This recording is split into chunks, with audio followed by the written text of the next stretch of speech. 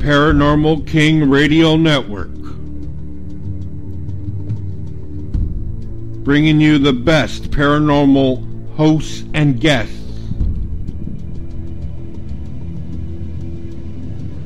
Bringing you the best paranormal shows and features.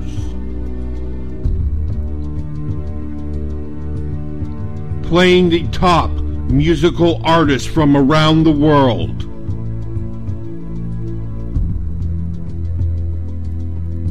Paranormal King Radio Network.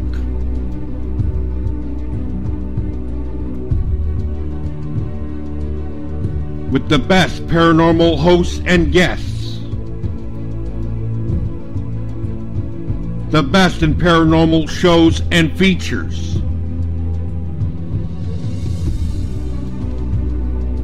Playing the best musical artists from around the world.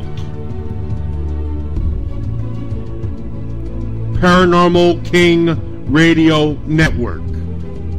The paranormal will never be the same.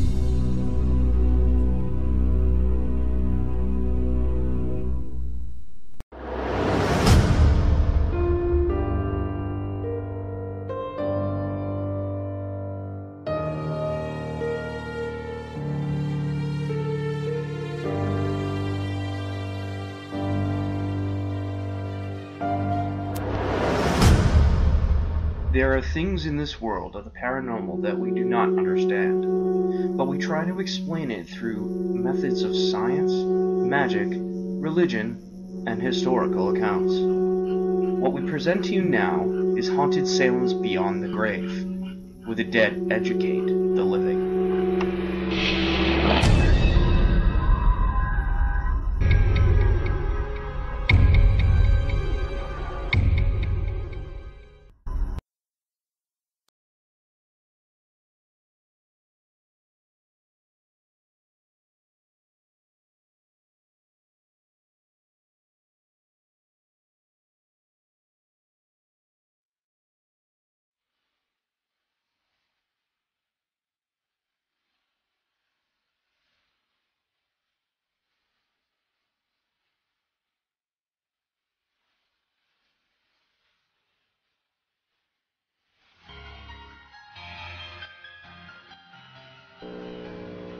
All human beings have one thing in common.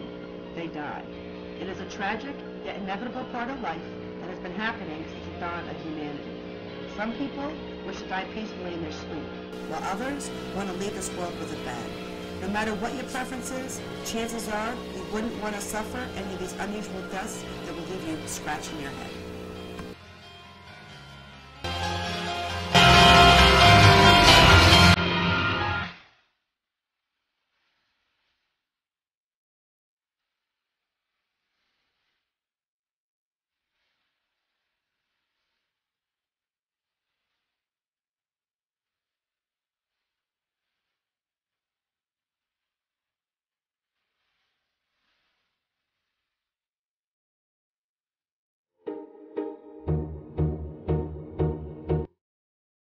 Welcome to Beyond the Grave Radio with Haunted Salem on the Paranormal King Radio Network. Tonight we are here with the Dark Evangelist himself, Corey Thibodeau. Once again, hello. And tonight's show is all about strange deaths. Now, we are all aware of the fact that death is going to lay its icy cold hands on every living creature, irrespective of caste, creed, financial background, or any other criteria based on which humans distinguish themselves from another. The only thing that remains uncertain is its coming, but it is certain that no one can escape from its clutches. Death may be due to a number of reasons like aging, malnutrition, disease, or even murder. It may even approach an individual in a manner that is very unusual, something that no one could ever have imagined. Well, tonight's show focuses on such unusual deaths which at first may seem hard to believe, but in reality have actually taken place. So we'll start off with, it is believed Arius, presbyter of Alexandria, may have indigested poison before his gruesome death. He was walking across the imperial forum in Constantinople when he suffered sudden diarrhea followed by hemorrhaging. eventually causing his intestines to be expelled from his anus. Well, King Adolf Frederick of Sweden didn't die hungry. The king suffered fatal digestion problems after eating caviar, sauerkraut, smoked herring, and champagne, lobster, 14 servings of his favorite dessert served in a bowl of hot milk. Swedish children today still remember him as the king who ate himself to death. It was rumored that King Edward II of England was murdered by having a red-hot iron inserted into his anus. Before his death, Edward was dethroned and imprisoned by his wife, Queen Isabella, and her lover, Roger Mortimer. Well, you should always be careful what you wish for. American revolutionary James Otis, Jr. often told his friends that he wanted to be killed by a bolt of lightning when it was his time. His wish came true when he was standing in the doorway of his friend's house and lightning struck through the chimney. Yikes. And the U.S. Congressman Clement Vallandigham was defending a murder suspect in court when he argued that the victim could have accidentally shot himself while drawing his gun. In an attempt to reenact the scene, he drew the gun, which he believed to be unloaded, while it accidentally discharged, killing him. Needless to say, he won the case. Yeesh. I'd have to say that. Here's a couple I got for you. So, infamous Russian mystic Grigory Rasputin reportedly survived being poisoned by a group of nobles only to be shot 4 times, beaten, and then flung into a freezing river. An autopsy revealed that he died of hypothermia. So the cold got to him before the bullets did. Another one's a truly sticky situation. The Boston molasses disaster of 1919 killed 21 people and injured 150 when a tank holding over 2 million gallons of molasses exploded. The blast sent a wave of viscous substance through the city at a speed at about 35 miles per hour. If only beer could go that fast, we'd be all set. Well, as a joke, they say laughter is the best medicine, but apparently too much of it can kill you. Alex Mitchell of England learned this the hard way after laughing non-stop for 25 minutes during a comedy show called The Goodies. He died of heart failure from the lack of oxygen. But they say picky is a bad thing to be. Picky eaters take note. Austrian-American logician Kurt Gödel died of starvation while his wife was being hospitalized. He suffered from extreme paranoia and refused to eat unless his wife prepared the food. American author Tennessee Williams made a habit of holding the cap of his eye drop bottle between his teeth while he inserted his eye drops. This ritual ultimately caused his death one night in a New York hotel room. Christina, what else you got? Well, convicted murderer Michael Anderson Godwin faced the death penalty until his sentence was changed to life imprisonment in 1983. However, while adjusting the earphones plugged into his prison cell's TV 6 years later, he bit into a wire and died. He had been sitting on a steel-rimmed toilet at the same time of his death and died of electrocution. That ain't irony.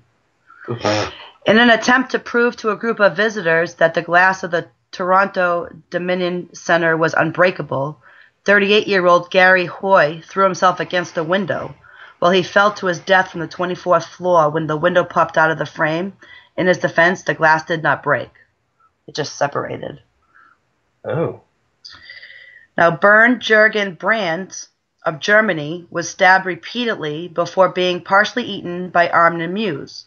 It was later discovered that the two had agreed to this arrangement on the internet, and Brandt had explicitly written in his will that he wished to be murdered and eaten.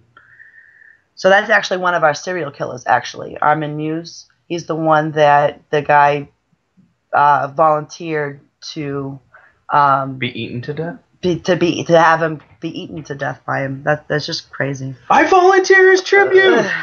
You know?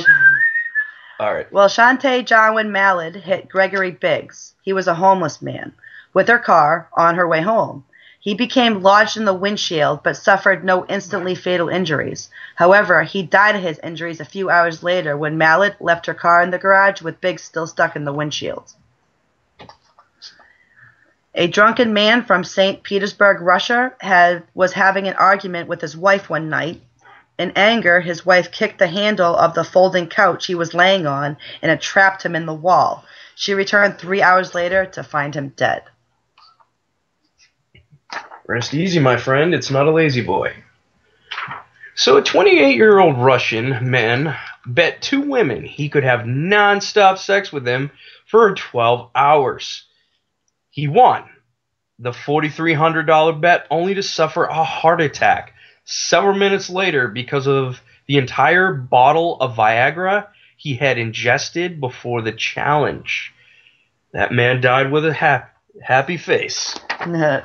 Oh, he died with a smile on his face, yeah. So Jimmy Hendelson, owner of the Segway motorized scooter company, he died when he accidentally drove his Segway off a cliff. Isn't that wild? How do you accidentally do that? Well, you ever been on one of those things?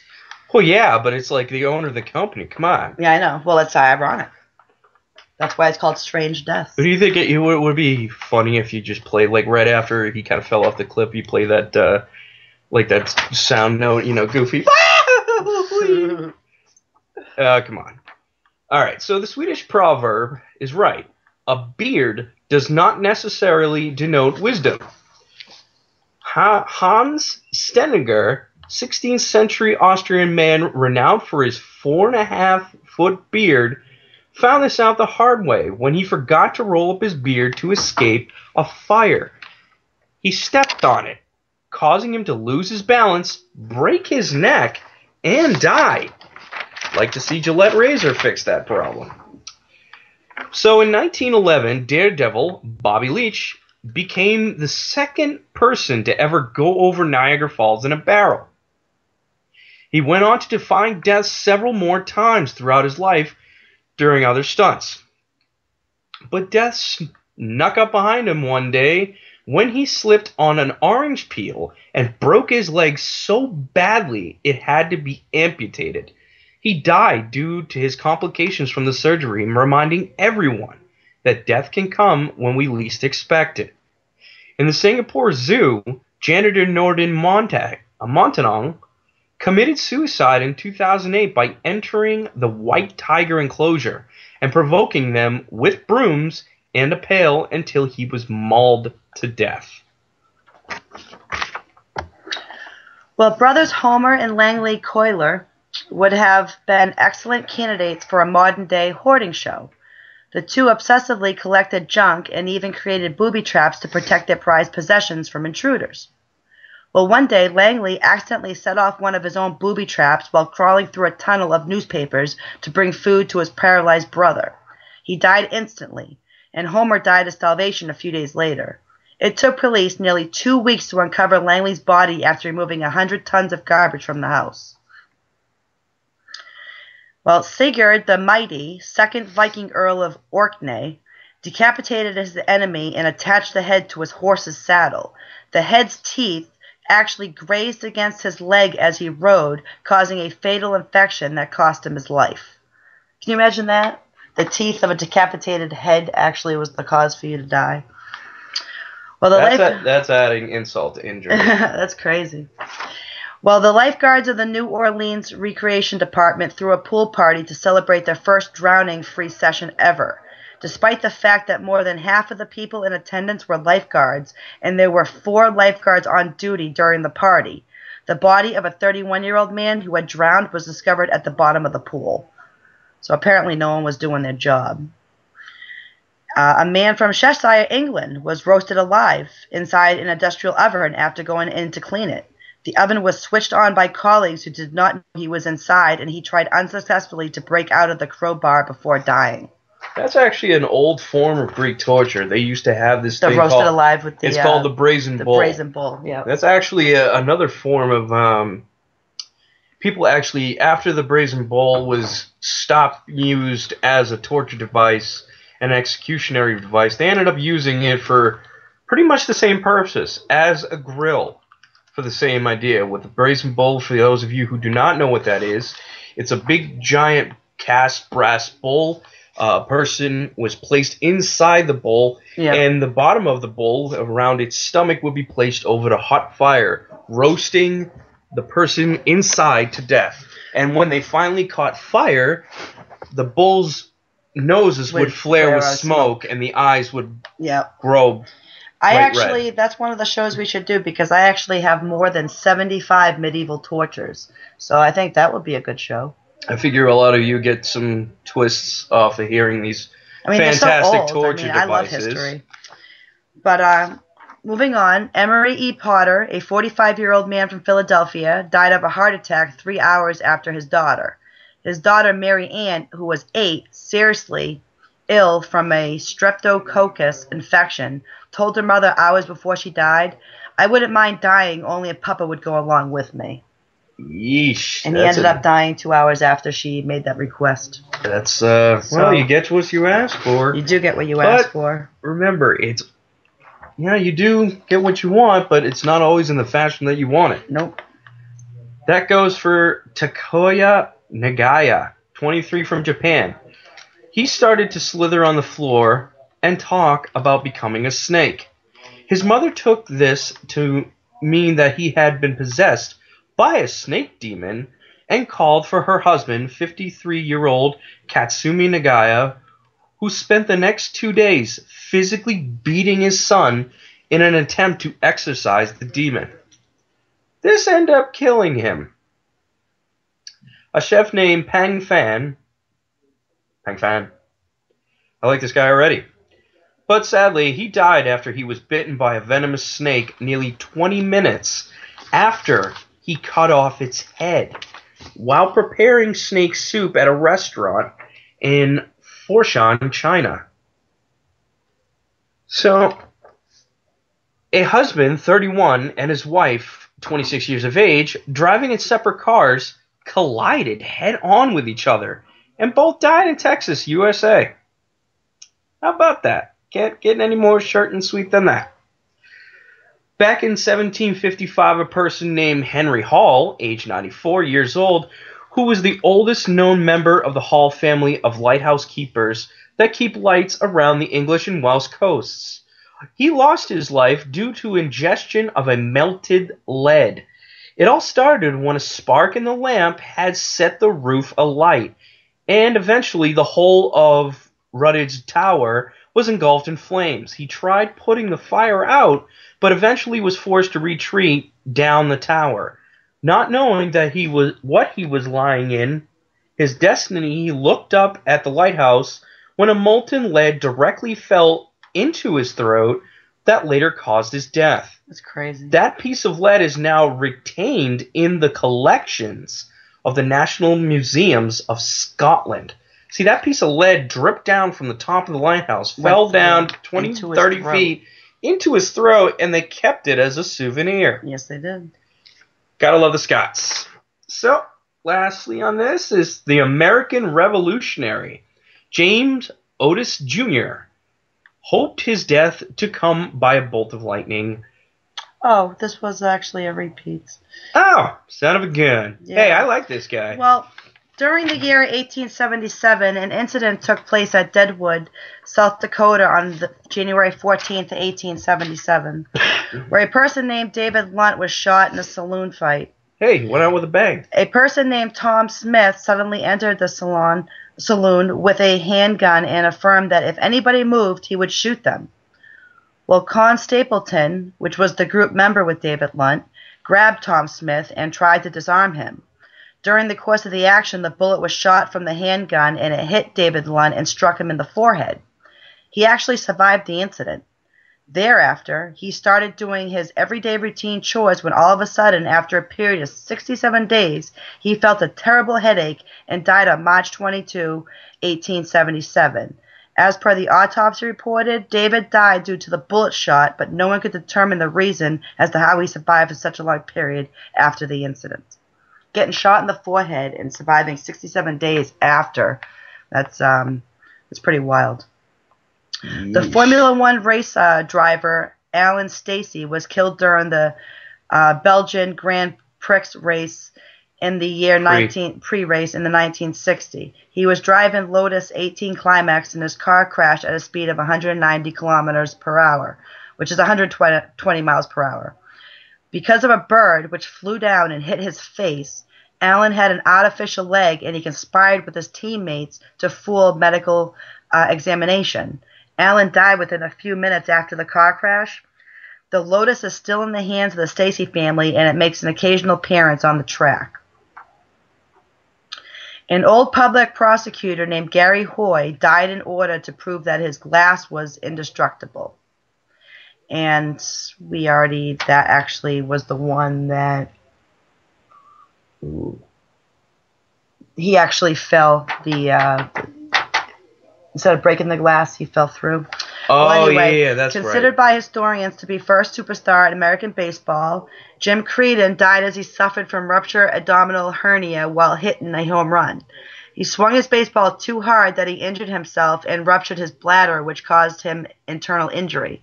The incident took place on October 14, 1862, when Jim was playing a match against the Union of Morrisana. He died after 4 days of injury in his home on October 18, 1862. Now, I believe I came up with 132 strange deaths, so you could bound to get a couple in there that tend to repeat. So good that you just want to say it again. You forget what you've done so far, and that you just keep, adding. You just want to. That's the thing about it. It's like death can become in any shape or form. I mean, if you guys remember on the Spike TV network online, there was an actual show called 1,000 Ways to Die. And it was narrated by Ron Perlman, I believe. But it's pretty gnarly. It's because they actually give you a visual. But, death can really creep you at any time, anywhere, in any shape or fashion. Yep. Well, an Australian-American logician and Matthew magician, Kurt Caudle, which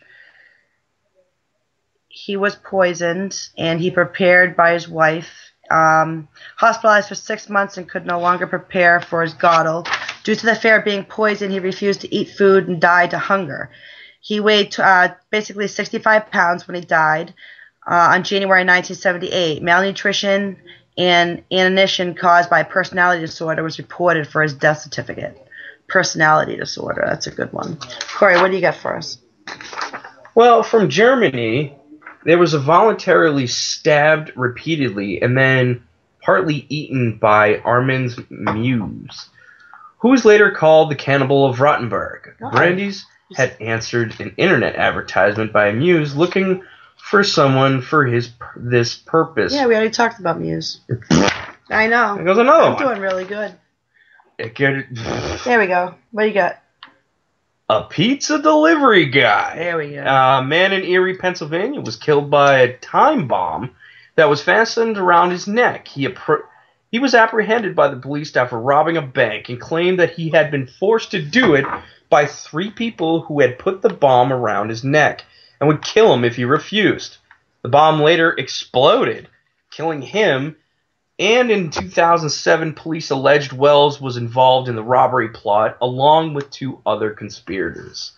Now, there was an American 13-year-old hockey fan died 2 days after being struck in the head by a hockey puck shot by Espison Knutson at a game in Columbus, Ohio. Now, died in police custody at Phoenix Sky Harbor International Airport. Police claim that she asphyxiated herself with the chain that connected her handcuffs to the bench she had been chained to. So she was chained to the bench, but then she kind of pushed it against her neck. And she basically strangled herself with her own cuffs. Yeah, that's crazy. So, of Chambers, Nebraska, there was a person who died after a 75-foot, that's 23 meters, tall Taco Bell sign fell on top of the truck cab that this person was in.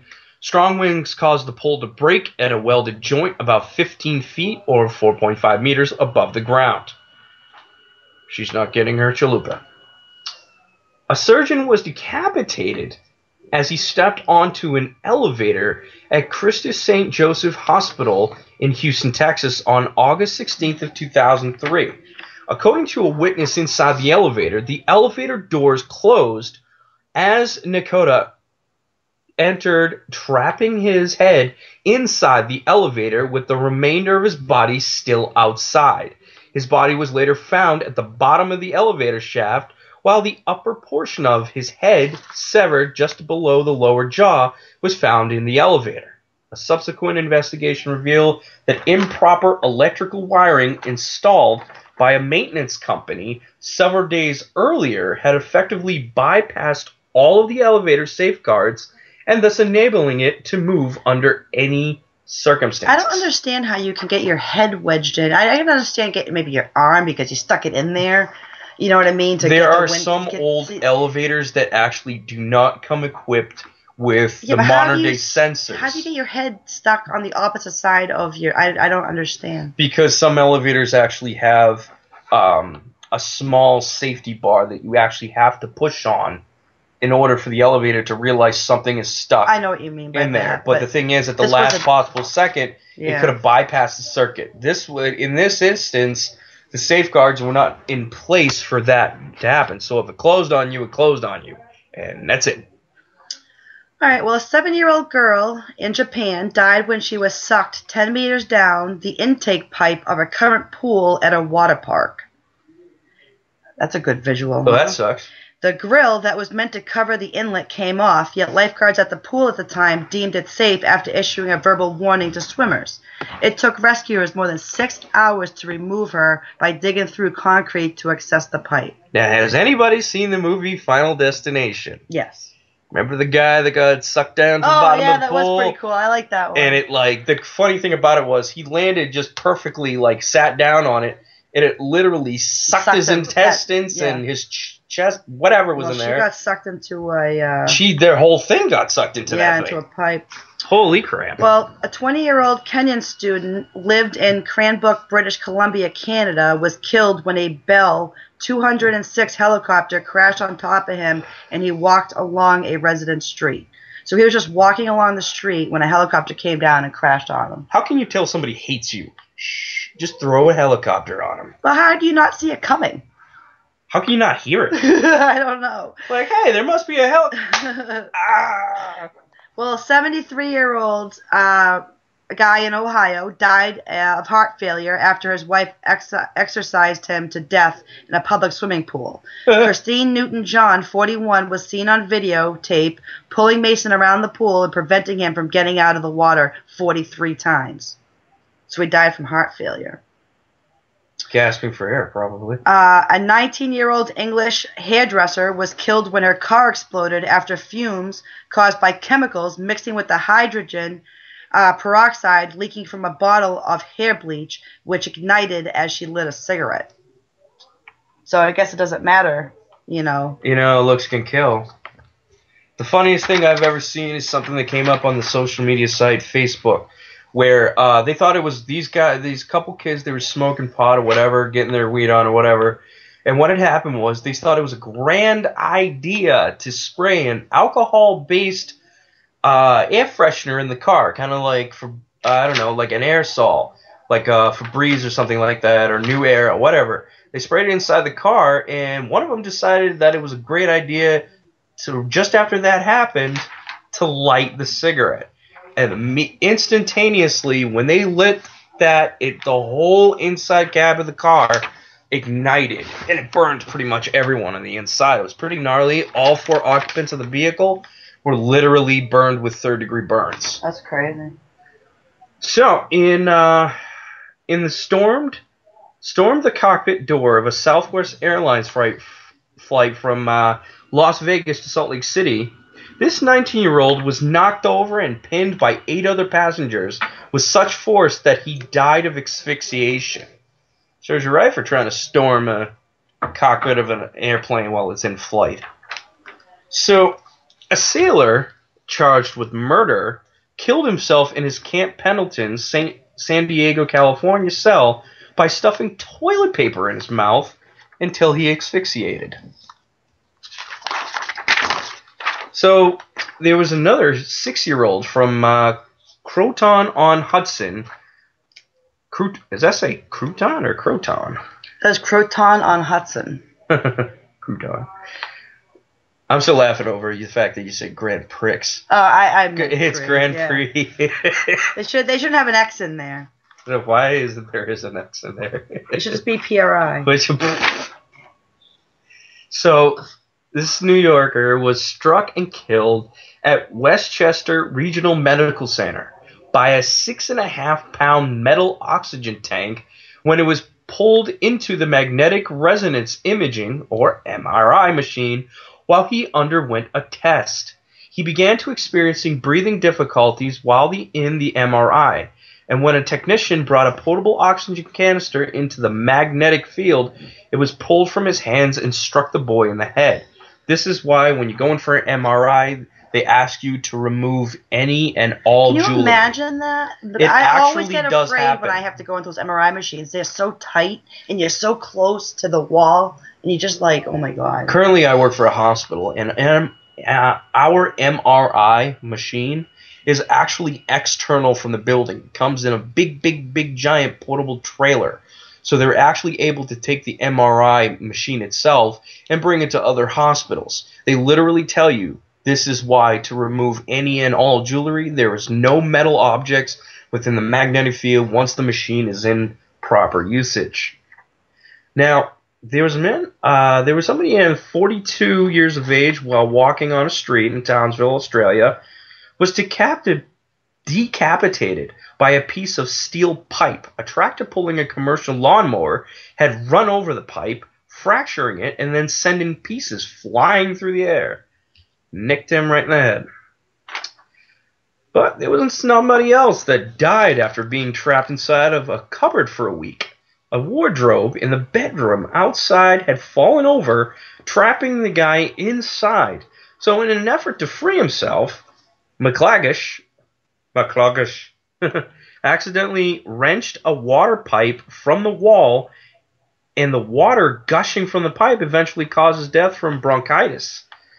His body was not discovered until 2 weeks after this initial event.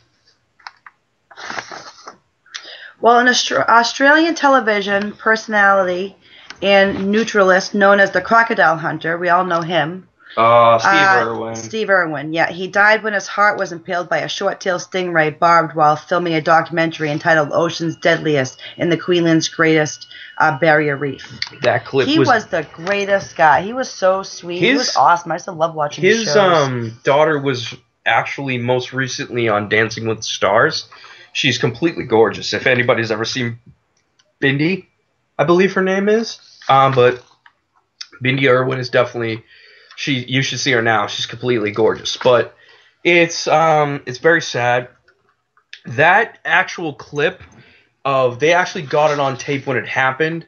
That happens to be one of the videos that actually has been tried to be prevented from being leased. It's one of those restricted pieces of footage that has never been released, even leaked on the internet. It's one of those restricted videos, but it is out there.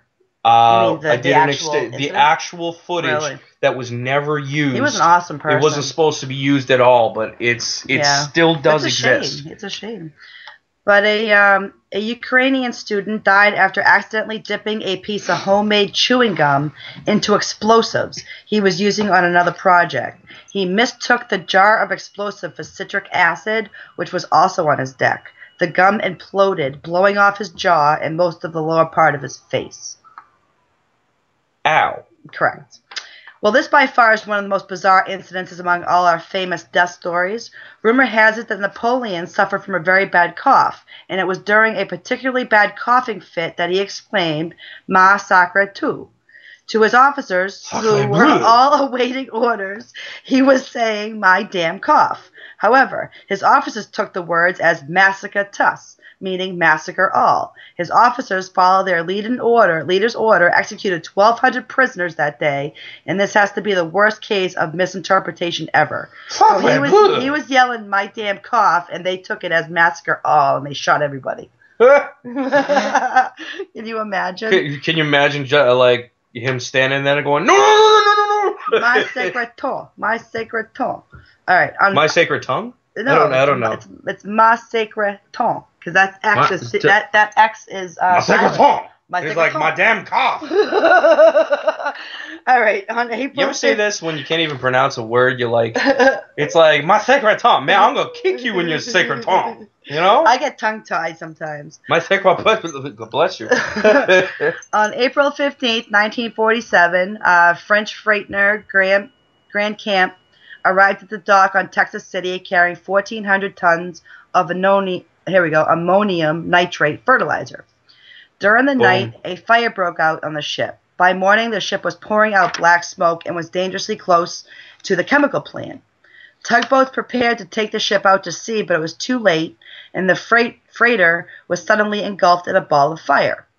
A huge wall of fire emanated from the wreckage, heading straight for a chemical plant, and within minutes it exploded, killing and maiming hundreds of workers and inspectors. This may seem like some exaggerated scene from a movie Battleship, but this horrible death story didn't end there. At midnight, another freighter carrying more nitrate fertilizer arrived, and the whole sequence of events started again. Well, this one is a real contender for the massacre. Basically, Corey, why don't you tell us about that? So basically, this death story is not only highly bizarre, but it's also a warning about risks of vanity. So Lady Coventry, aka Maria Gunning, was a celebrated beauty of her time. She devoted herself to applying pasty white makeup on her face and red rouge to her cheeks, a highly fashionable look for women throughout the 17th and 18th century. Unfortunately, the makeup was lead-based, and despite her husband's countless attempts to stop her wearing it, she refused to heed this warning and died at the young age of 27 from lead poisoning. She went from being known as beautiful but vain women to a victim of cosmetics. Another famous person who actually got sick by this actual practice was for the movie The Wizard of Oz. Yeah? It was the Tin Man. He was wearing a lead-based face paint for that, and he got massively sick due to lead poisoning. Oh, wow. So a Canadian folk singer, Taylor Mitchell, became the first person attacked and killed by a pack of coyotes. Mitchell was hiking alone in the Canadian wilderness, specifically in Cape Breton Highlands National Park, on the afternoon of October 27th, when she was reportedly followed by a group of 3 coyotes. An unusual behavior for these animals that normally avoid humans. Mitchell suffered bite wounds to most of her body and head and bled to death. Truus Helvik, a Norwegian diver working aboard the oil rig Byford Dolphin, had just returned from a dive with 3 other divers. They were all in a decompression chamber system attached by a short passage called a trunk to a diving bell on the rig. Suddenly, the chamber explosively decompressed from 9 atmospheres to 1 in a split second. All the divers were killed. As one of the tenders helping them, a second tender was seriously injured. Helvik, however, had been exposed to the highest pressure gradient, and the internal gases in his body expanded massively and rapidly. His body literally exploded from the inside out. His body parts rained down about the rig, and one part was even found lying on the rig's derrick 10 meters, which is 30 feet, directly above the chamber. So it blew his ass all the way up, and a lot of him came all the way down. But there's another scene, in a scene that could have been taken straight out of 6 Feet Under. That's good show. Humberto Hernandez of Oakland, California, died instantaneously when he was struck on the head by a flying 200-pound fire hydrant. As he was walking with his wife, the fire hydrant became a deadly missile when a Ford Escape blew a tire and swerved on the sidewalk, crashing into the hydrant. Water pressure and the impact of the crash sent the hydrant flying on its trajectory like a missile, killing Hernandez when ricocheting off his head before crashing through a fence. His wife was unharmed. Well, that'll ruin your minute. Yeah, right? So, Joe Maria de Souza, a native Cartinga. I don't know. She loved these names. Cartinga. God bless you. In Bless you. southeast Brazil, died an unusual death on July 2013. De Souza, who was 45 years of age, was in bed with his wife when a 1.5 ton, that's 2,000, actually, son of a gun. 1.5 tons? Yeah, 1.5 tons, so 2,000 pounds for 1 ton. 1.5 tons of what, Corey? Oh, cow. Cow. Moo. Cow, like literally, 1.5 ton came down, crashing through the roof, and fell on them. The cow had escaped from a nearby farm, wandered onto De Souza's property. Jerry says that's 300 pounds. And that's a 300-pound cow? That's about the size of my brother. Oh, he meant 3,000. Oh. Well, you're still about right. Just add a zero. Cows weigh actually 3,000. And walked onto De Souza's curved roof from a small hill that sits tightly behind the house. So the roof, unable to hold the massive weight of the bovine, gave way, and the animal dropped 8 feet onto the sleeping couple. Both cow and De Souza's wife were unharmed. So the cow. What's with people going after the husbands? You know, the husbands are biting it, and then the wives are like, quote unquote, magically unharmed. So you're telling me a 3,000-pound cow dropped off a what? 8 foot off a roof? Now tell me that wouldn't be awesome. And the wife and the cow were unharmed, but the husband died. Hey, that would make for a good Burger King commercial. That'd that be would funny. Actually. Speaking of Burger King. Halloween, you know. All right. Well, dying while moving your bowels is probably one of the most embarrassing ways to leave this earth. Many people have died while using the porcelain god, but the case of Michael Anderson Godwin takes the cake. He was convicted of murder in South Carolina, but somehow managed to elude the death penalty by electric chair. His luck was soon run out. He was repairing his TV, and this was another one that we talked about, actually, that he was sitting on the toilet bowl, and he bit into the wire, and he blew himself. Anyway, in 2014, Denver Street St. Clair, died when his stepson gave him an atomic wedgie. Here's one for you. Oh. The elastic band of his underwear was pulled over his head and around his neck, asphyxiating him. The stepson, 33-year-old Brantley Davis, has been charged with first-degree murder. Yeah, I got another piece of toilet humor for you. What? There was a biker, I guess that a waitress working at a local bar that owed him money. So basically what he charged her to do was clean his house. But what he would bet, and, she started to get really sick of everything and what the guy was doing and wonder if she paid off the debt or anything. Now, this guy this jerk of a biker, decided to wash his motorcycle parts with this flammable liquid inside, and he would get it all over the floor. Yeah. She'd clean it up, and actually clean it up with the rag, and then wring out the rag in the toilet. So the thing is, you have all that fire, fire stuff, flammable stuff. You light a fart? So what? No. So what happened was, after he had done cleaning his parts, the thing is, the waitress forgot to flush the toilet. Guy went to go use the John. He actually finished his cigar and put it out in the toilet while he was still on it. Oh, so he caught himself on fire. No, he didn't caught himself on fire. He blew up. Oh. All right. Well, in 1993, Gary Hoy of Toronto fell to his death, and there's another one. I got to 1927. How's this? Famed dancer Isadora Duncan got her scarf trapped around the open-spoked wheel and rear axle of an ambulance car while in motion. She was violently hurled from the car and broke her neck. In 1816, founding father Gouverneur Morris stuck a whalebone through his urinary tract to alleviate a blockage and died to internal injuries. It is not known whether he managed to clear the blockage. Well, I'd like to think certain things should not be shoved in certain places. Well, we are going to take our first break and listen to one of my favorite songs, so we will see you after the break.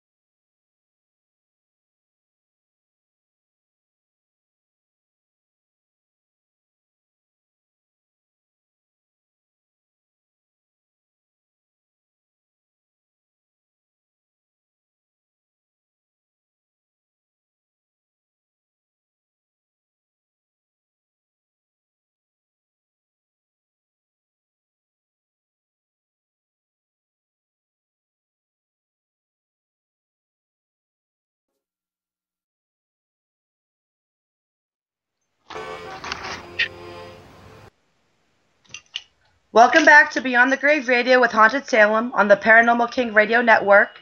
In case you're just joining us, I am your host, Christina Corsetti, and we are here tonight with Corey Thibodeau discussing strange deaths. So, Corey, what do you got for us next? Heyo. So, here's a good one. In 1567, the burgomaster of Brandau, Hans Stenger, tripped over his own 4.5-foot beard, fell and broke his neck. Oh, I've heard of that guy. I've heard that guy. I apologize for all the doubles. It's all good. Come on. Sometimes these stories are so good you want to hear them twice. Sometimes, yeah. Come on, how funny is that? You trip over your own beard and break your neck. Well, his beard was so long, he tripped over it. How do you do that? What's the guy, like 5 feet? Yeah, have you seen the picture? There's a picture? Yeah, there's a picture. Oh, God. So, in 892 AD, after killing and beheading one of his buck-toothed enemies, Viking Sigurd the Mighty of Orkney tied his fallen foe's head to his saddle, and he rode off. Oh, see? There's another one. There's another What about one. this guy? The Athenian Trajan. This guy. Oh, Jesus. Aeschylus. Aeschylus. I'm going to call him Aeschylus. Gesundheit. Bless you. Attempting to pervert a prophecy that foretold his death by a falling object, he stepped outside his home and had his skull crushed by a falling tortoise dropped by an eagle. Now, the reason why that happened is because when those eagles, they're hunting what their prey is. When they go after the turtles, they know obviously the turtle has a hard shell.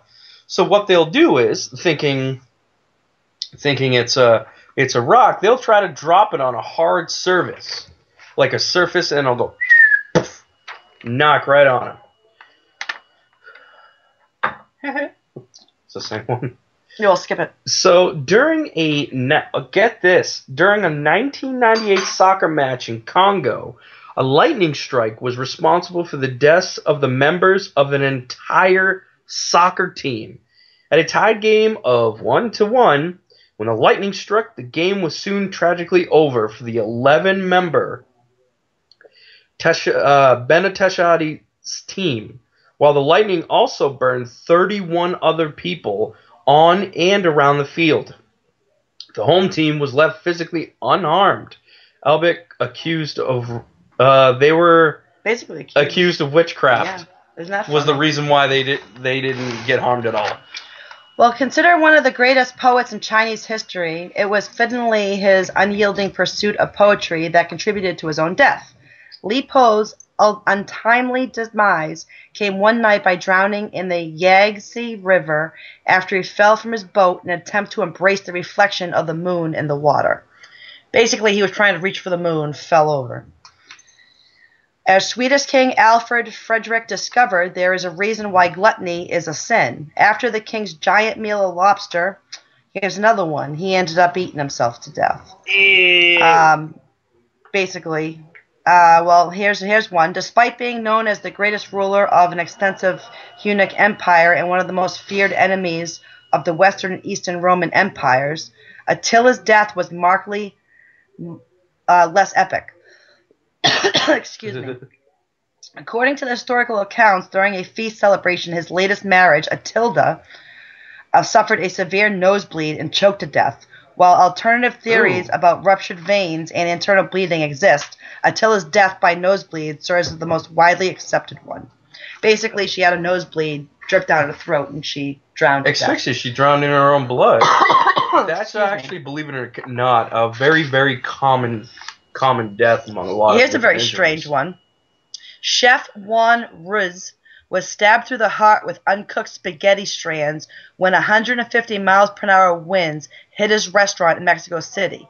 2 months later, a young employee of the Bennett Food Factory in the Bronx, New York, died instantly when he fell headfirst into an industrial dough mixer making macaroni and was impaled by the mixer blades. Ow. Here's one. Salesman Rico Vogt choked to death in Pisa, Italy, when his tie got tangled in the blades of a food mixer he was demonstrating to a crowd in a shopping center. Must have been half off. So check this out. This daughter of a woman who was killed when she fell down a cliff face blowhole in 1992 fell down the same blowhole 5 years later.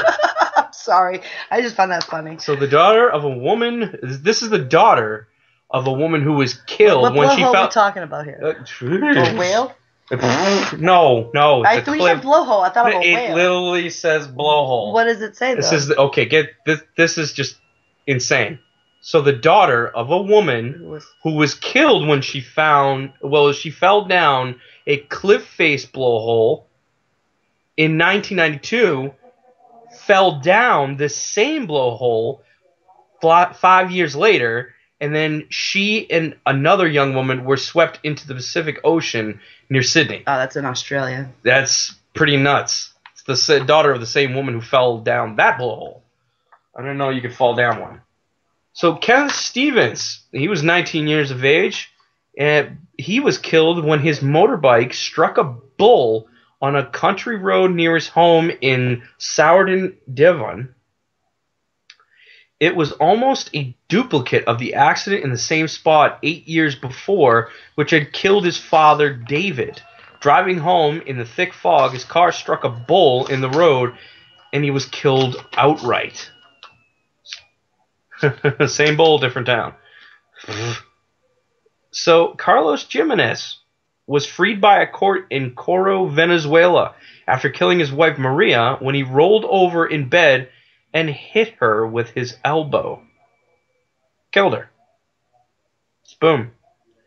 A devoted couple, married for 44 years, died within seconds of each other at their home in Houghton, Merseyside.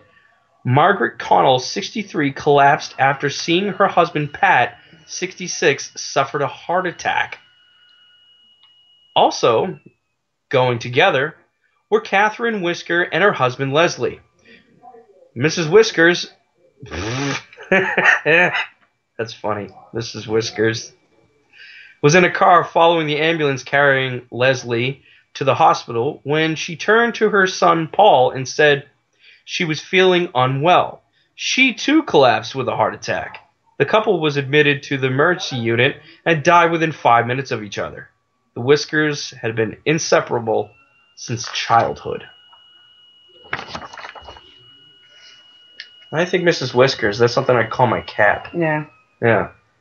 So, Thierry Sagad, 31 years of age, was shot and killed his mom in September 6th after she gave him a haircut he did not like in preparation for a local carnival in Nevers, France.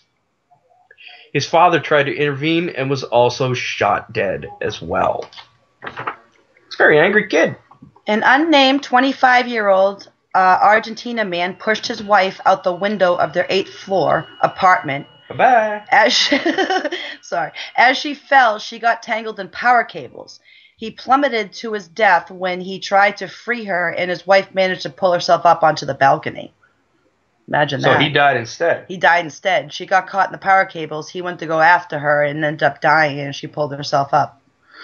Well, Pastor Michael Davis of the Laros Christian Fellowship Church in Louisiana finished his sermon, stripped down to his bathing trunks, exhorted the faithful to prepare for rebirth, and stepped into a pool where he intended to baptize a dozen of his flock. Unfortunately, his microphone was badly grounded. The resulting explosion left the pastor floating belly up and melted the microphone. Exotic dancer Lucia Labella launched a new nightclub act during which she whirled the pistol. But during her performance, the gun went off and customer Mario Rossini, 50, dropped dead. When charged with reckless endangerment, Lucia pleaded that she did not know the gun was loaded. Oops. Well, a stag party friends were curious when a stripper failed to jump out a huge cake in Italy. They found her dead inside of it. Gina Lelapola, 23, had suffocated while waiting for an hour inside the sealed cake. Ugh. That is crazy. A circus trainer, shiny new suit, has caused a Bengal tiger to attack him during a performance. Wayne Franzen, 50, founder of Franzen Brothers Circus, died within minutes after suffering a punctured lung and neck wounds before an audience of 200 children and their family at Broad Top City, Carrollton, Pennsylvania. The 400-pound tiger was one of three in a cage, attacked Franzen when he turned his back, then dragged him around the ring by his neck. The circus, which began in 1974, was one of the most respected of America's mud shows. Oh, what a bummer. That's a dirty job if somebody's got to do it. So, Joan Davies, of 72 years of age, of Little Shelford, Buckinghamshire, died after slipping in her bathroom and impaling herself on the loo toilet brush. It went straight right through her eye, and 7 inches of it entered her brain. It is not known is that she died instantly or not, but her body was found after worried neighbors telephoned police. Now, take a look at like a handle of a toilet brush, and think about it. That's a rounded shape to it, and then you get impaled in your eye by it. It goes straight into her brain. That's pretty gnarly. Check this. A man fell 200 feet to his death when his ride-on lawnmower went over a cliff. Ken Campbell, 55 years of age, had been cutting the grass at his holiday home at Port Angeles, near Seattle. Port Angeles, sorry. He turned sharply to avoid the cliff edge, but the mower, locked in high gear, rolled over and tumbled down a sandstone bluff. In 2010, a Russian by the name of Vladimir Leshinsky died due to the burns he suffered after spending 6 minutes in a room temperature of 230 degrees Fahrenheit. That's 110 degrees Celsius. Why would anyone do such a stupid thing? Well, he was a constant contestant at the World Sauna Championship in Finland. Believe it or not, there's actually a competition for that. As if they couldn't get bored enough in Finland. Sigurd the Mighty of Orkney managed to defeat his archenemy in battle. And we heard this mother trucker again. But George Plangen heard it, Duke of Clarence, and he thought it was silly. So in 1478, when he heard that he was sentenced to death, he had but one request: to be drowned in a barrel of wine. Drunk. Well, in 1649, Sir Arthur Anston was beaten to death with his own wooden leg. Getting a leg up on the competition. Alan Stacey, a renowned race car driver, drove his car for the last time during a race in 1960. He crashed to death. Oh, after a bird flew in his face. Yep, we did that one. That was... Emperor, let's see here. Hold on a second. Here's one. Emperor Frederick Barbarossa led the life of a warrior till he died at the age of 68. He won battles, he lost some, but surprisingly enough, he didn't die on the battlefield. He and his men set camp up on riverbank, and when the emperor went to bathe and drink, the emperor neglected to take off his armor, making it impossible for him to escape the currents that took him underwater, and his body was preserved in a barrel of vinegar. Why would you ever want to preserve something like that? It's just, I think, the old ages. You know what I mean? Well, what they wanted to do was honestly just preserve his body so they had something to bury. Don't they do that with sharks and stuff? Put it in the vinegar stuff? No, well, vinegar? yeah, it's kind of sorted, but they have it in... is it embalming stuff? What is it? It's embalming that blue fluid. Stuff? It's... You know that blue stuff? You go to Florida and you buy a shark in a jar. It's got stuff. It's got liquid in it. It's a preservative, yeah. Yeah, I think that's what it is. It's a liquid preservative. Well, the mayor of Benterington, Monica Mayer, was checking her town's sewage tank. She accidentally fell in and drowned in more than 15 feet of human waste. Oh! That sucks. It's pretty crappy. The Queen of Siam, now called Thailand. Here we go. Sandhya Kamaritana drowned when her boat collapsed. There were a lot of people present when the accident happened, but no one saved her because they were forbidden to touch her. Okay. So they just let her drown. So screw it, let's just let her drown. Hey, I'm not touching her. They were fitting to touch her, so they just left her there. They're like, okay, bye-bye. Good luck with everything. That's awful. You ever just look at a name and go, hell no. Fajilu Mama Chekhov. Because I can't pronounce any part of that. I gotta take a shot at this. Let me take a shot at this. Mama Chekhov. Makahamatazenov. Obviously Russian. But I did a good job, but go ahead. Jingle, Jimmer, Hammersmith, Batman, and two. Forget it. Try and spell this, and it's hilarious. Okay. This lady, a Russian woman, woke up to find herself lying in a coffin at her own funeral after she had been wrongly declared dead. She was so shocked, she actually died. And had a heart attack. She had a heart attack right in the coffin. So I'm like, yep. Wow, that saved a lot of time and effort, huh? Yeah, basically. So, Basil Brown, which we all know we want a friend named Basil Brown, was such a fitness freak that he drank a gallon of carrot juice in a single day thinking it will make him healthy. But, believe it or not, it killed him. Let's try to find out more information why. That would be kind of interesting to drink a gallon of carrot juice. It was an overload of carrots. That's like I still call it the Bugs Bunny effect or whatever. That would be funny. So Maria Pantelopoulos, how Greek can you get? A newlywed bride from Montreal, I guess she's Canadian, fell into a river and died during her wedding photo shoot. Bummer. But Greg Austin Gingrich, single guy, loves walks on the beach, was pretending to fall from the Grand Canyon. He lost his balance, and he actually fell off. So in 1958, actor Gareth Jones was performing live in a play where his character was supposed to have a heart attack. He actually died of a heart attack during the play. The whole cast improvised around the event and finished the play. How messed up is that? All right, well, it was during a gun safety class when Brian J. Parry shot himself accidentally. Oops. In 1982, a man called David Grunman was practicing close-range shot at a saguaro cactus. After a few shots, a heavy branch fell off a 26-feet-tall cactus and crushed him to death. Sad part is that that's exactly the way, almost kind of similar, of accidental death with a prop gun. That's exactly how Brandon Lee had passed away. Actually, I think I got that in here. But here's one. Surinder Sai Bajwa, the deputy mayor of Delhi, fell off a balcony trying to shoo away monkeys in 2007. Go away, monkey! Yeesh. So Frank Hayes, a jockey, won a race in New York even after dying. Here's how.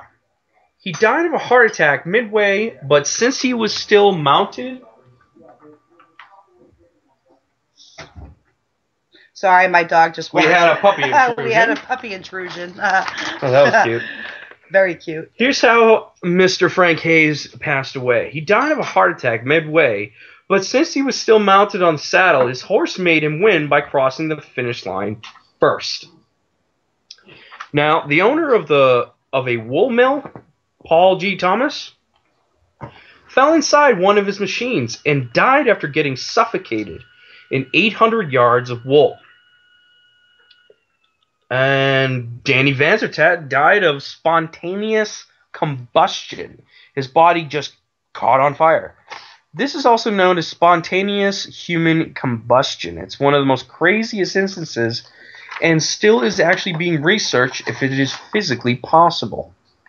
In 1814, a brewery had burst in London and caused the London beer flood. Over 3,500 barrels of beer flew down the streets, killing 8 people. That's dying of happiness. And you would have seen my fat ass actually running back, like behind those barrels, going, I want it. Tycho Brahe a Danish nobleman refused to use the restroom while attending a banquet because it was considered impolite to leave before finishing your meal. He developed urinary complications and couldn't pee after that. He passed away 10 days later. Wicked pisser. I love that saying. Well, Gloria Ramirez, 31-year-old patient who died a mysterious and unusual way of death, was named the Toxic Lady. On February 19, 1994, about 8:15 in the evening, she was rushed to a Riverside General Hospital in California, suffering from acute cervical cancer and severe bradycardia. Basically, a staff nurse noticed that as she drew blood from Ramirez from the hospital, a series of tests for laboratory purposes, Kane passed a syringe, and it all of a sudden started to smell with an ammonia scent. Thus, she passed the syringe to a medical student who fainted after grabbing it, followed by another staff. They evacuated all emergency patients to a parking lot, and some emergency personnel was left behind to attend to Ramirez. At 8:50 in the evening, she was pronounced dead from kidney failure. The strange cause of death was never known and was still unsolved. That was actually one of the unsolved mysteries, the shows that we did. She was Anybody get creeped out by the theme to that show? You know, I love the theme to that show. Here we go, right here. The death of Brandon Lee, son of Bruce Lee, was shot and killed accidentally while filming The Crow. Actor Michael Massey played the villain in the movie who fired the gun with what was supposed to be a blank bullet in it. Clarabelle Lansing, a flight stewardess of the Aloha Airlines Flight 243. Just to hold that thought about the actual bullet for Brandon Lee. Yep. What ended up happening was that the gun was actually fired before that actual scene with it, and a piece of metal, like a piece of fragment from the previous blank, had lodged itself within the barrel of the gun. So when it was reloaded with a second blank, that shard of metal actually fired outside of the barrel, killing Brandon. So it was that was what initially had killed him, because of the fragment of the previous blank. Yeah, we had that on the Curses show, the movie The Curses. All right. Well, Clarabelle Lansing, a flight stewardess of the Aloha Airlines Flight 243, a Boeing 737 flight, was sucked out when the central body of the airplane, where the wings and tail were attached, an area that accommodates the passengers, crew, and the cargoes, were torn off.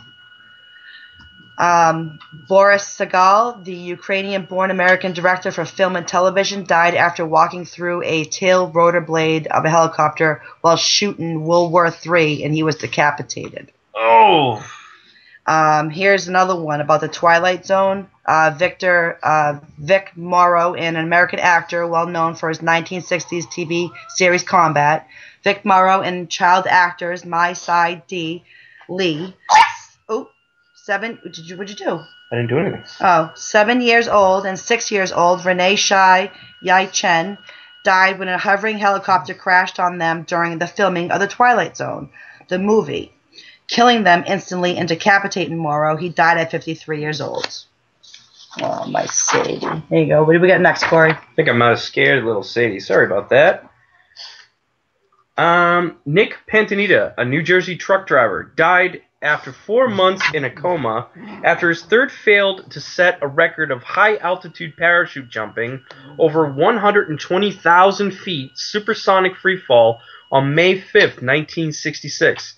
His face mask depressurized at 57,000 feet mark, and the lack of oxygen resulted in brain damage that put him into a coma until his death on August 29th, 1966, 4 months after his tragic jump.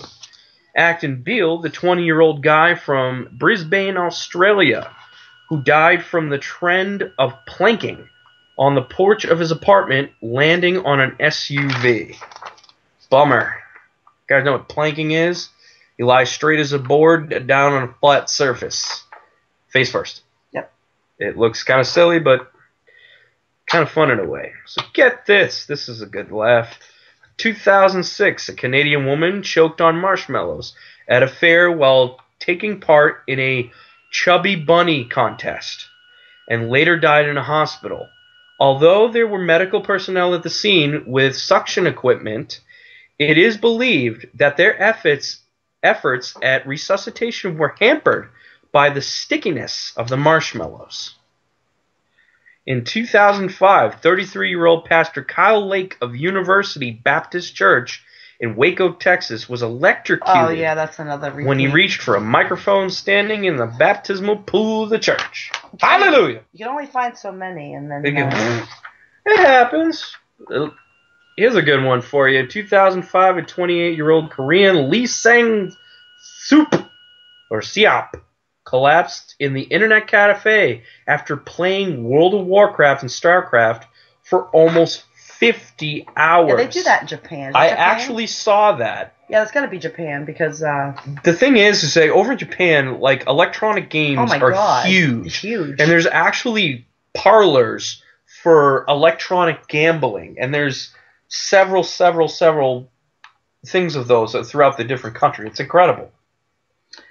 All right, well, in 2003, Timothy Treadwell, an American environmentalist who had lived in the wilderness among bears for 13 summers in a remote portion of Alaska, was killed and partially consumed by bears, as was his girlfriend, Amy Huguenard. The incident is chronicled in the documentary film Grizzly Man. In 1997, David Bailey, an Irishman, died when he was urinating on a rat while attempting to retrieve a lost golf ball from a ditch. Bailey apparently startled the rat, causing it to dart up his pant leg and urinate on him. After the incident, Bailey's companions urged him to immediately shower, but Bailey refused, stating that he had no bites or scratches. He died 2 weeks later from kidney failure brought on by an acute case of leptospirosis. Wicked pissa. That is wicked pissa. 1996, Richard Versailles suffered a heart attack on stage at a New York Metropolitan Opera after delivering the line, "Too bad you only live so long," during a performance of the Macropolis case. Yikes. 1991, Red Fox, an American TV actor and comedian, died during a rehearsal on the set of CBS sitcom The Royal Family from a heart attack. As a fake heart attack was a frequent gag used in Fox previous TV shows, Sanford and Son, the rest of the cast thought he was joking around at first. But I'm coming to join you! He was really having a heart attack. It really happened this time. I hear a lot about that, actually. 1985, Carl Cusack, Daredevil, was fatally wounded, attempting to recreate his successful 1984 plunge over Niagara Falls. Cusack staged a fundraising stunt in the Houston Astrodome, the crux of which was having him in his capsule dropped 180 feet into a tank of water. The falling capsule hit the rim of the tank, causing the injuries from which he would die the next day.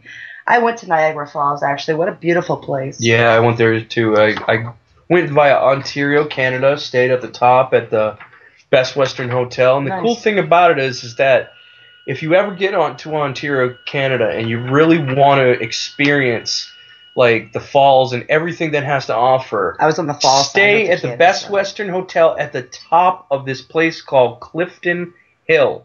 It is definitely, I highly recommend Clifton Hill. The cool thing about Clifton Hill is that the whole street from top all the way down to the bottom, where it dumps out onto the falls, the view is spectacular, and you'll actually see a lot of really famous museums down there, like the Gangsters Museum, the Ripley's Believe It or Not, the Guinness Book of World Records Museum. You have like Mini Putt-Putt, Hard Rock Cafe, and all that other stuff. It's really cool, so I could definitely give it a chance. So, without further ado, oh boy, one of my favorites. In 1911, Jack Daniel, founder of the famous Tennessee whiskey distillery, died of blood poisoning from a toe injury he received after kicking his own safe in anger when he could not remember its combination code. Number 7 must have been the good one. So in 2012, Edward Archibald, 32 years of age, of West Palm Beach, Florida, U.S., died after winning a cockroach eating contest. The cause of death was determined to be accidental choking due to arthropod body parts. But strange as it is, one of history's most famous detectives was Alan Pinkerton. His agency was known for its uncanny ability to solve mysteries. But it was no mystery how Pinkerton died. One day in 1884, Pinkerton fell, biting his tongue as he did so. An infection set in. 3 weeks later, Pinkerton died from gangrene. In 2008, a Miami University student, Aaron Miller, died when he fell out of bed. To be fair, his bed was 6 feet off the ground, so that he might have contributed to fatal injuries sustained. Well, that may not seem like a very large drop. It depends on how you fall and whether you land on your head. See, normally you would think that a healthy activity like jogging would prolong your life. However, in 2009, a case of a Philadelphia woman jogging proved fatal. She was exercising in Fairmount Park when a branch fell on her. The branch was about 30 feet long and fell from a height of about 50 feet. The sad thing is that this might have been prevented if the woman hadn't been listening to music through headphones. She might have heard the branch breaking and been able to avoid being hit. All right. Well, most people today wouldn't think that a coat would make a good parachute, but in 1912, inventor Franz Reichelt gave it a try. He created a parachute out of an overcoat. He wanted to create a suit for those who had to leave an aircraft unexpectedly. The wearable parachute could save lives, or so he thought. Instead of using a dummy, he did it himself. He ended up testing the parachute, and it failed, and he fell to his death. Well, I guess you can say he really did. Now, you ever see the movie I, Robot with Will Smith? Yes. Well, the first robot to kill a human looked nothing like the humanoids in the Will Smith movie I, Robot. Instead, the robot was the kind used to assemble cars in a factory. Robert Williams died on the job in a Ford Motor casting plant in 1979 when the robot arm hit him.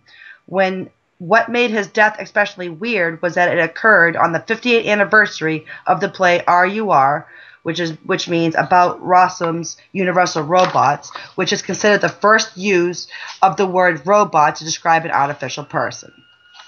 So we are going to take our second break, and when we come back, we have nothing more but death facts and near-death experience facts. So we will see you after our break.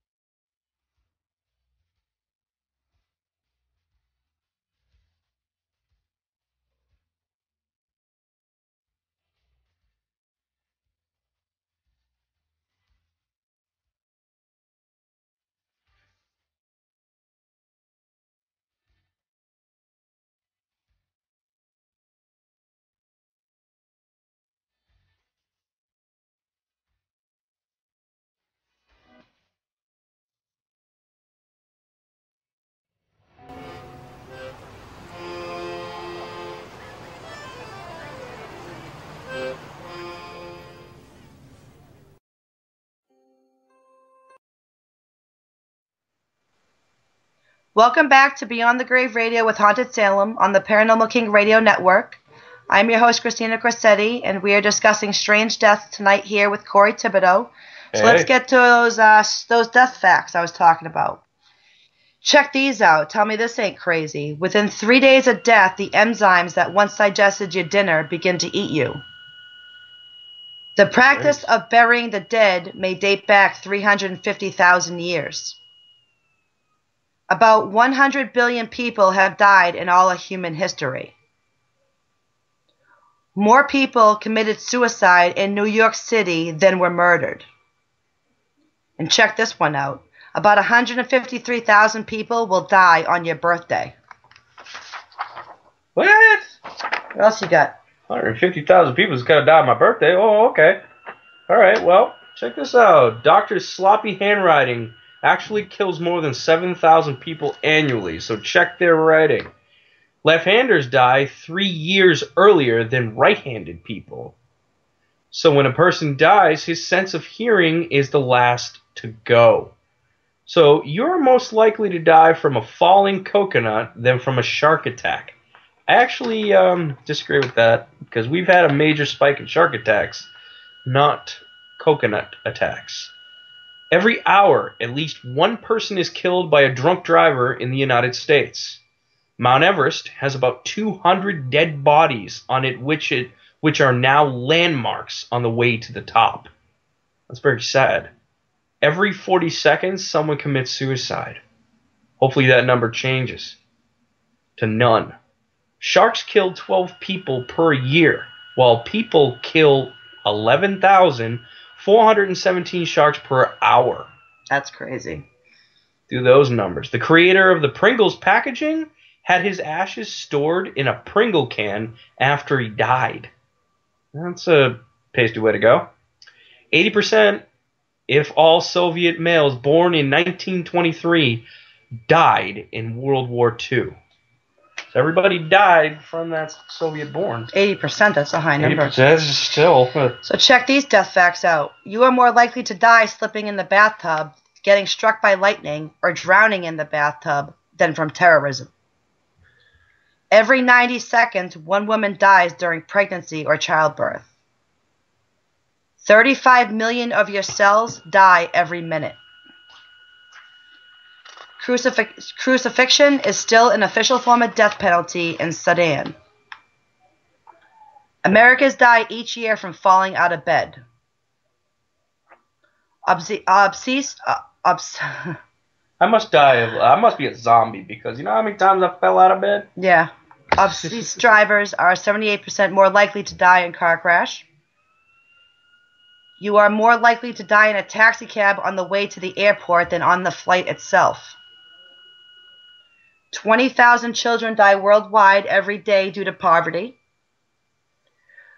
We are born with over 278 bones. I think it's about 306 bones we are born with, and you die with 206.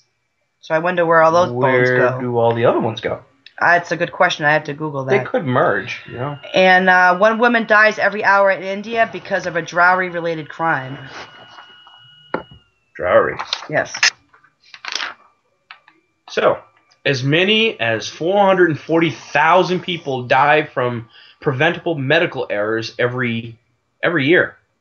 In London, it is illegal to die in the House of Parliament.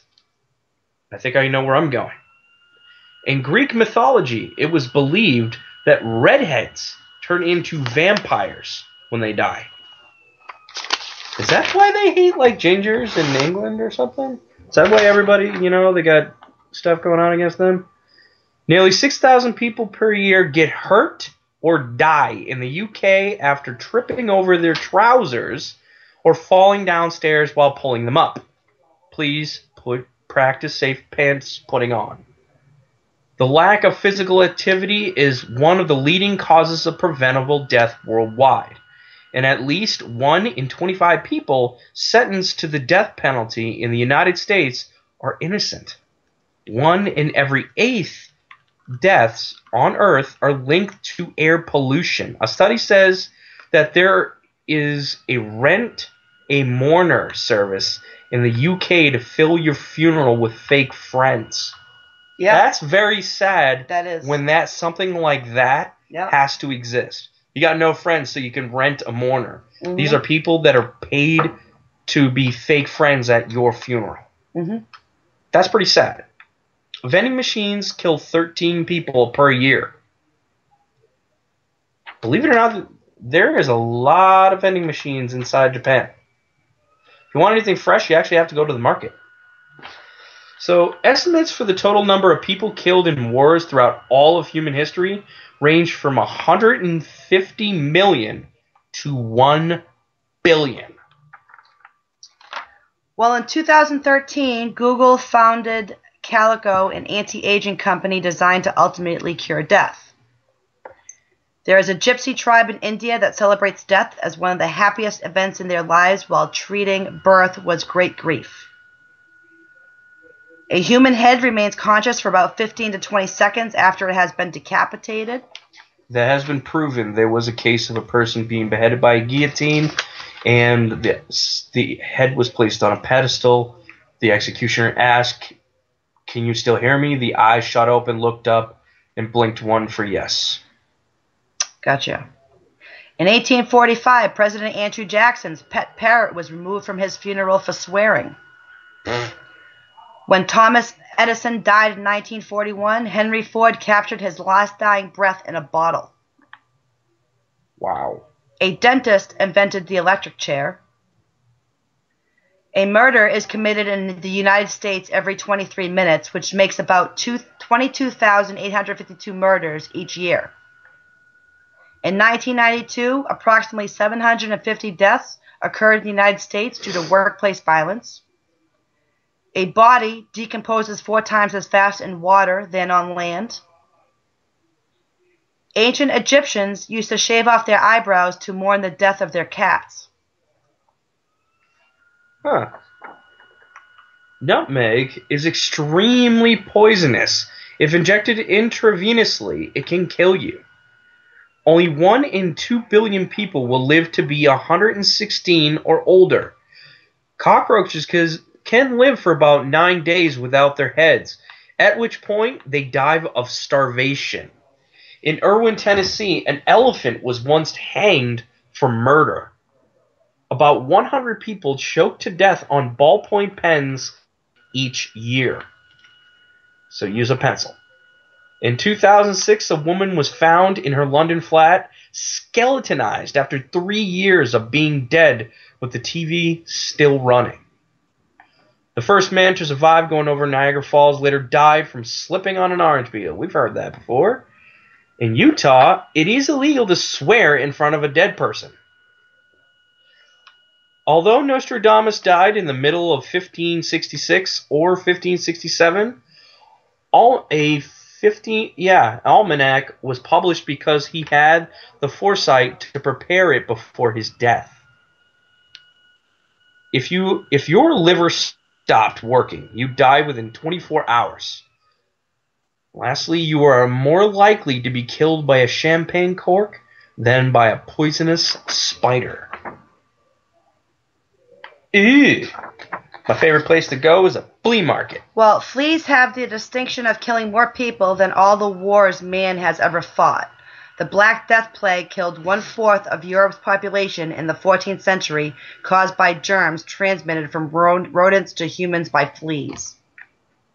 Huh. The animal responsible for the most human deaths worldwide is the mosquito. The male praying mantis cannot copulate while its head is attached to its body. The female initiates sex by ripping the male's heads off. Whoops. The life expectancy in 1900 was only 47 years. On average, women have always lived longer than men. On average, people fear spiders more than they fear death. That's actually me. I fear spiders very much, and I don't fear death at all. Your statistical chance of being murdered is 1 in 20,000. There are 5 times as many deaths due to the negligence of doctors as there are deaths due to firearms. And Robert Hershey of Hershey Chocolate fame, died when he fell into a vat of chocolate and drowned. Funny story about Mr. Hershey. He was actually, believe it or not, scheduled to be on the Titanic, but for some strange reason, he had already prepaid for his ticket with a check. And the funny thing about it is, for some strange reason, he didn't get on. Kind of funny how he ends up dying later on. So Dr. Alice Chase, who wrote Nutrition for Health and numerous books on the science of proper eating, died of malnutrition. Odd. Adolf Hitler's mother seriously considered having an abortion, but was talked out of it by her doctor. When Mahatma Gandhi died, an autopsy revealed that his small intestine contained 5 gold Krugerrands. Robert Todd Lincoln, son of Abraham Lincoln, was present at the assassinations of 3 presidents, his father's, President Garfield's, and President McKinley's. After the last shooting, he refused to ever attend a state affair ever again. When Mark Twain was born on November 30th, 1835, Halley's Comet was visible over Florida, Missouri. Mark Twain predicted in 1909 that he would die when it returned. He was right. When he died on April 21st, 1910, Halley's Comet was once again visible in the sky. The last rat-borne plague epidemic in the United States occurred in Los Angeles in 1924 to 1925. In the United States during the 1980s, plague cases averaged about 18 per year. Most of the cases occurred in persons under the age of 20 years. Burials in America deposit 827,060 gallons of embalming fluid, formaldehyde, methanol, and ethanol, into the soil each year. Cremation pumps dioxins, hydrochloric acid, sulfur dioxide, and carbon dioxide into the air. So be careful about that. So each year in America, there's about 300,000 deaths that can be attributed to obesity. You can still be mummified, but it comes with a $67,000 price tag.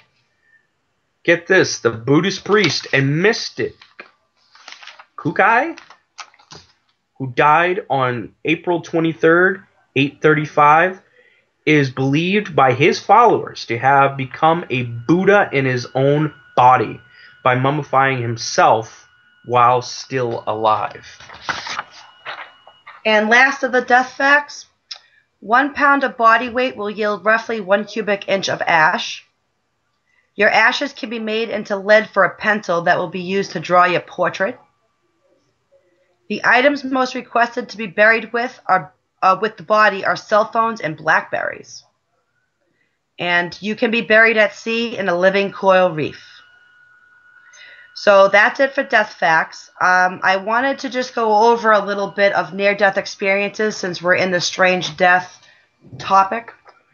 Near-death experiences are profound psychological events with a transcendental and mystical elements typically occurring to individuals close to death or in situations of intense physical or emotional danger. NDEs belong to a larger family of experiences that transcend the usual limits of space and or time and have the potential to transform a person's life and beliefs. They are often called spiritually transformative conversion, mystical, or transpersonal experiences. More than 15 common features in the NDE have been reported by near-death experiences. An NDE may include only 1 or 2 of these elements, and in a few cases, all of them.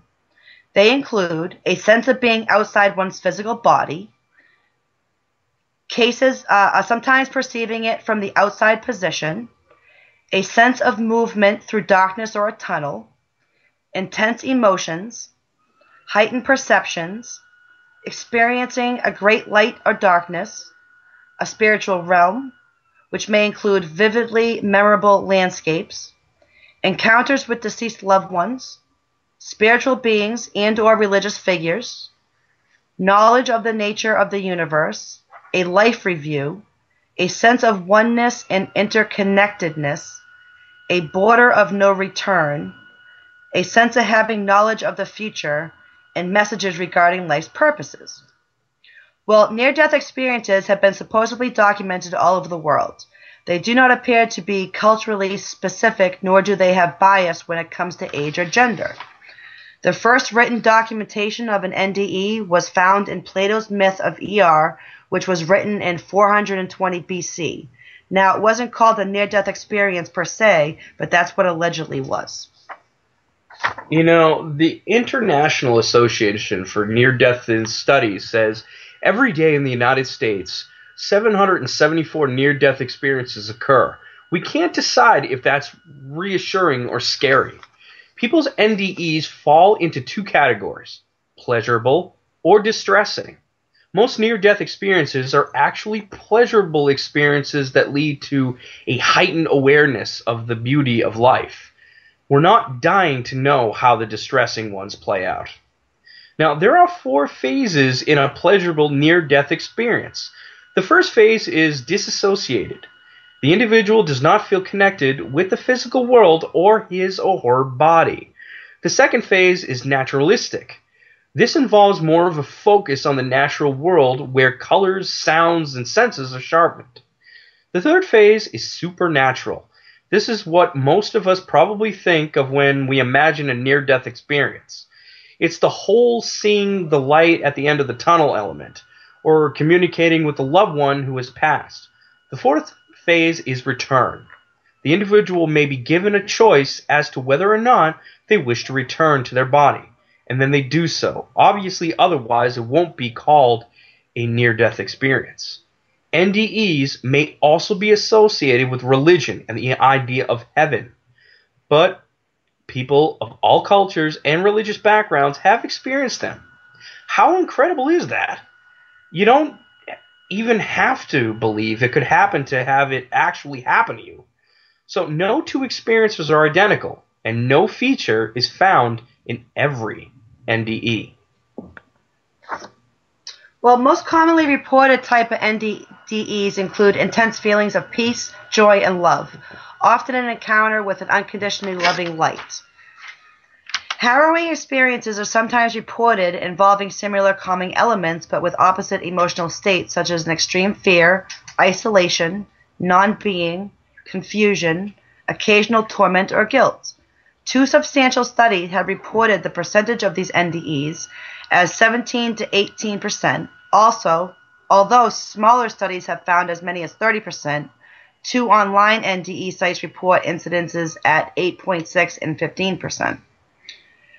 Well, NDEs can be and often are life-changing experiences. They have been a motivating factor for many people to refocus their lives on or find purpose for being in existence.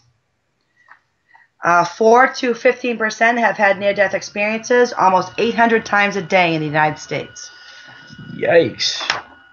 You know, talking about percentages, did you know that 18% of survivors of cardiac arrest have a near-death experience? Near-death experiences seem to occur during clinical death, so we're about out of basically 2,000 cardiac arrests. Now, 40% of cardiac arrest survivors interviewed described their experience of awareness during the time that they were actually clinically dead and no brain function was possible. 46% of those survivors recalled memories of fear, animals/plants, bright lights, scenes of violence and persecution, feelings of deja vu, and even visions of their family, or awareness of events that occurred out of their sight. 13% experienced their consciousness as being outside of their body. This is almost what is called astral projection. It's actually a form of meditation that the soul leaves the body to go flying around. So it's not exactly an NDE, but it's a similar situation. All right, well, out of 402 patients that had near-death experiences, check this out. 56% of those who reported an NDE felt positive emotions during their experience. 31% of these patients described moving through a tunnel. 32% met with people who had died before them. 75% of patients closest to death remembered seeing an enhanced light, and 86% of these patients recalled having heightened cognitive function, increased speed, logical reasoning, and clarity of thought, overall visual and auditory clarity, an ability to perceive a stunning vividness of colors, and strong control over their thoughts. 16% of patients reported no enhancement or cognitive function, but 13 of those, 81%, were not classified by doctors by being close to death. Intense emotions, commonly of profound peace, well-being, love, and others marked by fear and horror and loss, is auric characters of a near-death experience. A perception of seeing one's body from above, called an out-of-body experience or OBE, sometimes watching medical resurrection efforts or moving instantaneously to other places. Rapid movement through darkness or often toward an indescribable light, a sense of being somewhere else in a landscape that may seem like a spiritual realm or a world. You know, incredibly rapid, sharp thinking and observations tend to happen, but encounters with deceased loved ones, possibly sacred figures, the judges, Jesus, or a saint, or unrecognized beings can happen, with whom communication is mind to mind. These figures may seem consoling, loving, or even terrifying. A life review revealing actions and feeling their emotional impact on others may occur. All right, well, ending our show, basically, a couple more facts about near-death experiences. In some cases, a flood of knowledge about life and the nature of the universe. Sometimes a decision to return to the body. A sensation of floating out of one's body, one often by an out-of-body experience where all that goes on around that vacated body is both seen and heard accurately. Passing through a dark tunnel or black hole or encountering some kind of darkness. This is often accompanied by feeling a sensation of movement or acceleration, and wind might be heard or felt. Ascending toward a light at the end of the darkness, a light of incredible brilliance, with the possibility of seeing people, animals, plants, lush outdoors, and even cities within the lights. Greeted by friendly voices, people or beings who may be strangers, loved ones, or religious figures. Conversations can ensue, information or a message may be given. Basically, warped sense of time and space, discovering time and space do not exist, losing the need to recognize measurements of life either as valid or necessary. And last but not least, disappointment at being revived, often feeling a need to shrink or somehow squeeze to fit back into the physical body. There can be unpleasantness, even anger or tears, as the realization that they are now back in their bodies and no longer on the other side. So I really hope everyone enjoyed the show. I want to thank the Paranormal King Radio Network for having us on, as well as Ross Raposo. I want to thank everybody in chat. This was a really good show, and I just wanted to. I thought it went very well. Now remember, guys, next week the show that's going to be happening on the 25th is our very last show before the big month of October happens, and we're going to be having a lot of really crazy cool events that are going to be happening over the entire month, from the 1st all the way down to the Doomsday itself, on the 31st of October for Halloween. We're going to be having some events every week, so keep in tune with us on the 25th, and also keep in touch with us in chat, Facebook, and all of our sites, the Haunted Mysteries and all that other stuff. HauntedSalem.com. Also, check out the Spot website. Yeah, that's www.spot.zohosites.com. That's if anyone wants any investigations, you can go to that site, which I do post a lot on the page. But make sure that you are in the Haunted's official page so you can see all the articles. And also, keep checking out and make sure that you get in touch with us to be in the groups that are associated with those really cool contests. Because trust me, That's we're gonna Haunted's 31 Days of Halloween. So make sure you're in that group. write that participate. down and get in there because And we got some some nice prizes. Yeah, we got coming some your really way. epic prizes for you guys. And We'll also go- the Dark Evangelist. Make sure you check out that page. Yep, that's me, guys. So if you guys want to contact me directly via that site, it's a direct line to me.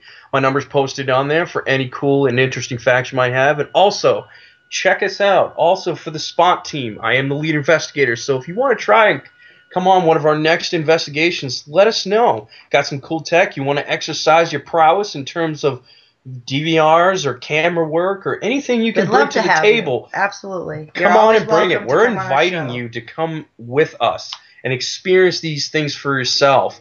It's because it's really cool. We're getting a lot of phone calls about a lot of different locations, so please Yep. go ahead, drop us a line of any cool things. We just recently, I want to give a shout out to Joshua Beaupre. Yep. He has just now joined the SPOT Yeah, he has team. joined the SPOT team. He's a good, close, and personal friend of mine. Yep. We brought him on, and let me have to say, we're going to give that guy a shout-out right now because he definitely knows his stuff, and it was definitely a great decision bringing him on. So, you know what? And I also want to give a shout-out to Stefan Temke. He is our evidence review out there in New York, and he does such a great job with all the evidence. I want to thank you for everything Yes, you've done for us, definitely. our team. He's really cool. So like I said before, drop us a line at all the sites, including the Dark Evangelist, Haunted Salem, and for everybody here on the Paranormal King Network from Beyond the Grave Radio. Thank you. Have a good night. Happy hunting.